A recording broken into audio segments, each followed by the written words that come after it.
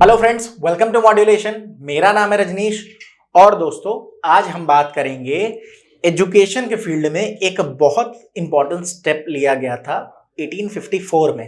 That is known as the Wood's dispatch. हमने Macaulay's minute को पढ़ रखा है। आज मैं आपको एजुकेशन से रिलेटेड एक और चीज बताऊंगा और आपको ये समझना होगा कि this is also very very important.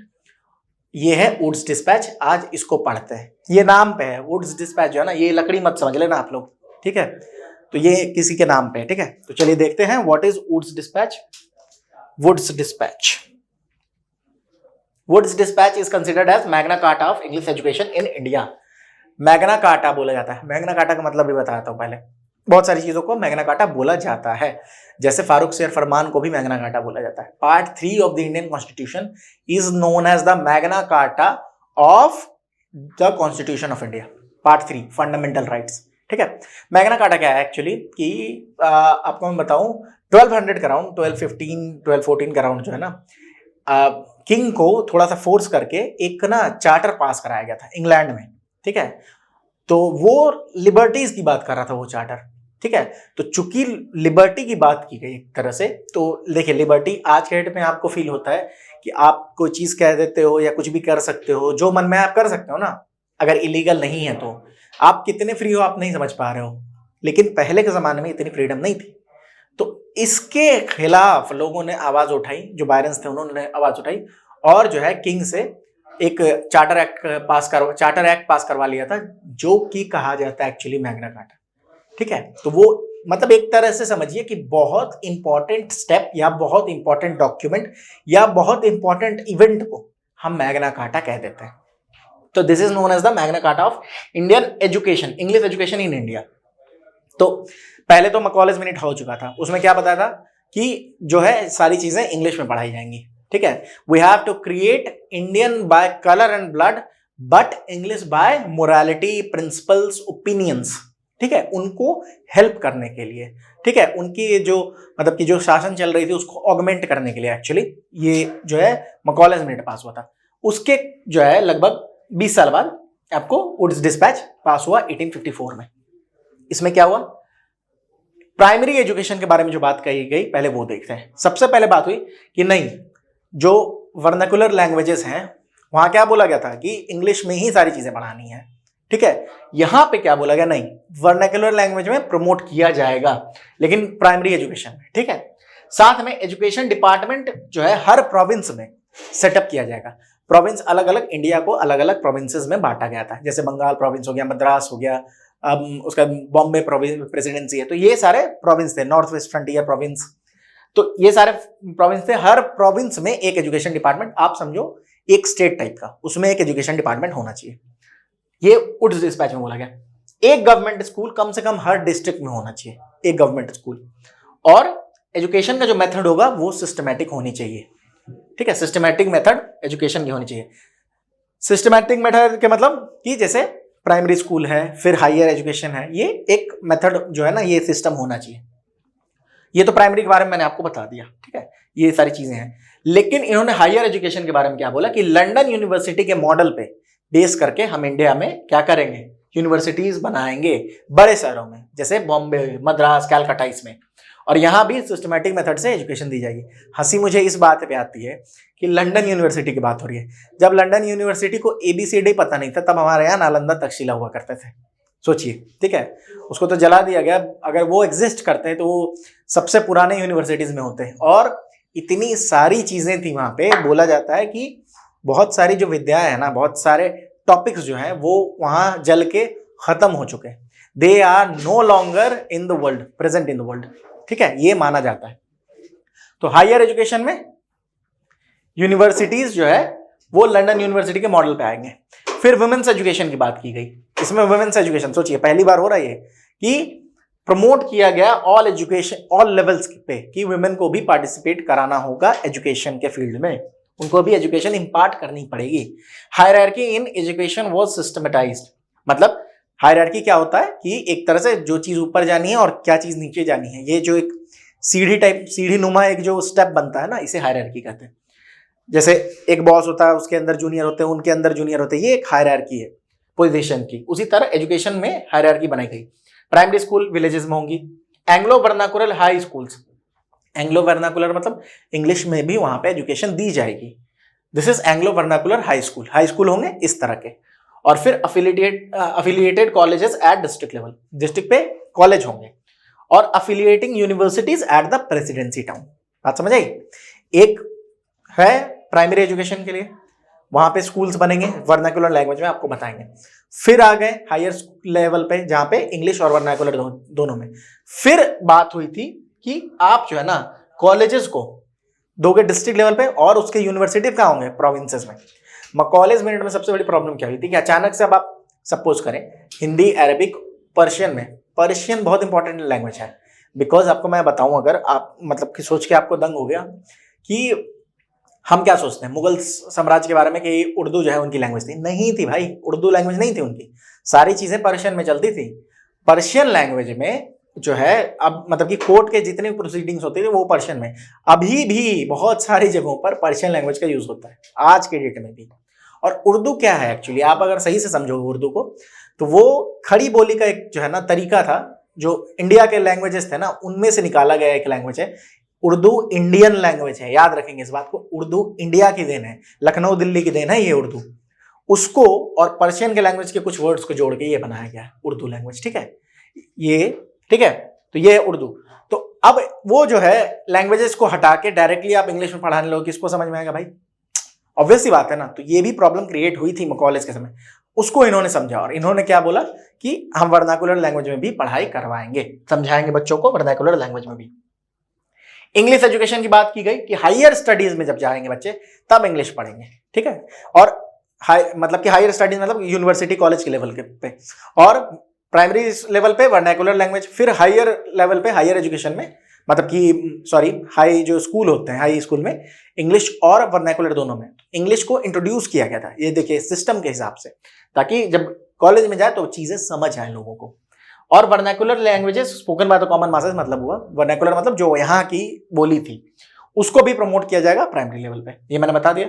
Teachers की ट्रेनिंग होगी, सेकुलर एजुकेशन प्रमोट किया जाएगा। मतलब उस समय एक चीज क्या हो रही थी ना कि 1 लाख रुपए जब 1813 में बात हुई ना कि हम सेट असाइड करेंगे for the purpose of education, ठीक है।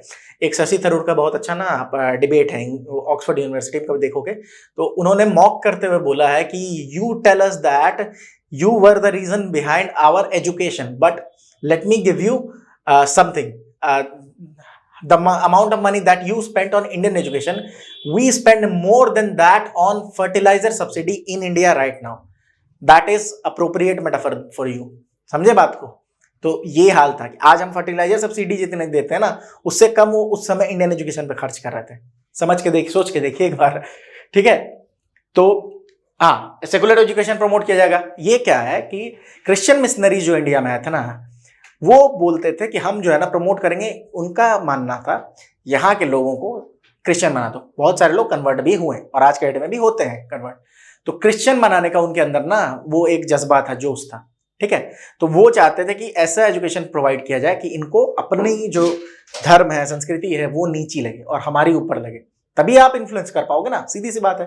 तो वो भी किया जा रहा था। बट अब हुआ कि सेकुलर एजुकेशन प्रोवाइड कराया जाएगा। सेकुलर बोले तो मतलब कि जो भी चीजें किसी भी धर्म से, देखिए सेकुलरिज्म टर्म जो है ना वो बाहर से आया हुआ है, ठीक है। उसका मतलब सीधा वहां होता था कि separation of church and state. Church और स्टेट दो अलग अलग एंटिटी होंगी। मतलब इंडियन सेकुलरिज्म अलग है। इंडिया में क्या है कि इंडिया में जो स्टेट है, जो गवर्नमेंट है, जो मतलब कि एक तरह से जो पार्लियामेंट है, वो हर एक धर्म को बराबर का सम्मान देगी। और वेस्टर्न सेकुलरिज्म क्या है कि जो पार्लियामेंट है वो बिल्कुल जो है ना वो मैटर्स को अलग रखेगी। मतलब हर धर्म को अलग अलग, वहां धर्म अलग है, ठीक है, स्टेट अलग है, यहाँ दोनों ज्वाइंट है और हर एक धर्म को बराबर जो है नजर से देखना है। तो ये बात हुई थी कि यहाँ पे जो भी प्रमोट की जाएगी, साइंस वगैरह पढ़ाया जाएगा, साथ में जो भी चीजें पढ़ाई जाएंगी उसमें कोई रिलीजियस एंगल नहीं होगा, ठीक है। That is secular education. और फिर कुछ ग्रांट इन एड्स दिए गए थे कि प्राइवेट एंटरप्राइज भी कुछ जो है हो जाए। कुछ लोग जो है प्राइवेट लोग अगर काम करना चाहे तो उनको कुछ एड दिया गया था। एड मतलब हेल्प होता है, AID। तो उसमें कुछ चीजें हुई, जैसे इंपैक्ट अगर हम बात करें तो कुछ चीजें ना इंपैक्ट के तौर पे हम देखेंगे अगर, तो आपको मैं बताऊं कुछ डेवलपमेंट्स हुए थे। जैसे एक सेकेंड,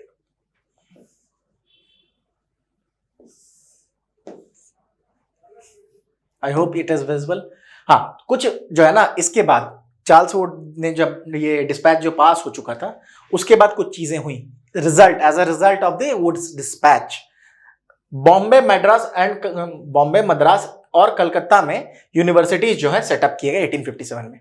ठीक है, 1857 में क्या किया गया, बॉम्बे, मद्रास और कलकत्ता में, ये तीनों प्रेसिडेंसी थी ना, यहाँ पे यूनिवर्सिटी सेटअप कर दिए गए थे। अब इस समय रिवोल्ट भी स्टार्ट हो गया था। In all province, her province पे एजुकेशन डिपार्टमेंट वेयर सेटअप, जो प्रोविंस थे।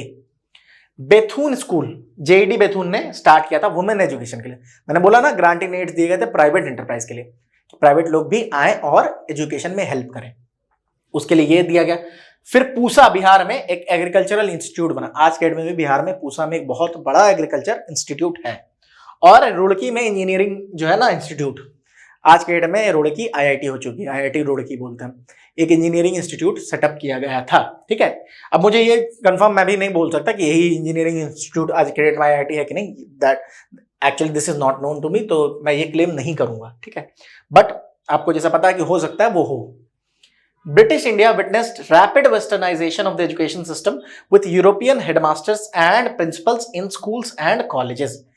अब सीधी सी बात है, वो लोग पढ़ा रहे हैं, क्या करेंगे, जो प्रिंसिपल्स हेडमास्टर्स थे वो यूरोपियंस थे, वहां के बहुत सारे स्कूल सेटअप हो गए, वहां से बहुत सारे लोग आए, उनको यूरोपियंस जो थे बहुत सारे, उनको हेडमास्टर बनाया गया या फिर उनको प्रिंसिपल बनाया गया। और प्राइवेट इंडियन एजुकेटर्स अपीयर्ड, मतलब कि जैसे मैंने आपको बताया ना कि जेडी बेथुन इन्होंने, ठीक है, तो इन्होंने क्या किया था कि इन्होंने सेटअप करा स्कूल को। ठीक है, सेटअप करने का भी काम स्टार्ट हुआ था यहीं पे, इसी समय, इसके बाद से प्राइवेट जो एंटरप्राइजेस है ना वो इसके बाद से है। तो ये जो है ना इस चीज से फायदा हुआ था, मतलब वो डिस्पैच के ये कुछ फायदे थे।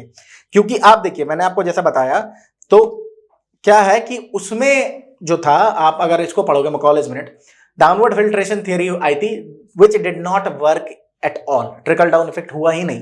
तब इनकी जो है ना ये नींद से जगह और इन्होंने बोला नहीं नहीं ऐसा नहीं होगा, तब जाके इन्होंने प्राइमरी एजुकेशन पे काम करना शुरू किया था। ठीक है, तो आपको वुड्स डिस्पैच का ये समझ आ गया होगा। ठीक है, तो जैसा कि मैं आपको बता ही रहा था कि जो यहाँ पे वेस्टर्न एजुकेशन बहुत ज्यादा, ये आज के डेट में मतलब उस टाइम पे बहुत ज्यादा, आज के डेट में आप देखते हो वेस्टर्न एजुकेशन कहाँ से, तो इसका कहीं ना कहीं ये सोर्स था मैकॉलेज मिनट।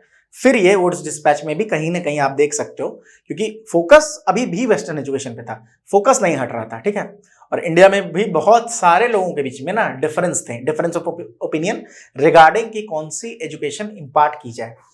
मिर्जा गालिब जो कि सबसे बड़े शायर हुए, मतलब सबसे बड़े तो नहीं बोलना चाहिए, बट मतलब जो भी उर्दू शायरी को पढ़ता है या जानता है वो मिर्जा गालिब को जरूर जानता है।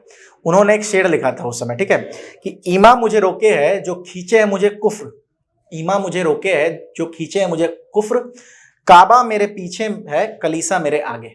कहने का मतलब है कि काबा मतलब ये एक तरह से मॉस्क समझिए, और कलीसा मतलब चर्च, लेकिन यहाँ पे मेटाफर है ये दोनों। मेटाफर मैंने आपको बताया है कि मेटाफर क्या होता है, कि जो चीज बोली जा रही है लिटरल मीनिंग नहीं लेना है, कुछ एक अलग चीज है जो कि लिटरल मीनिंग से कहीं डीप है, उसको निकालना है।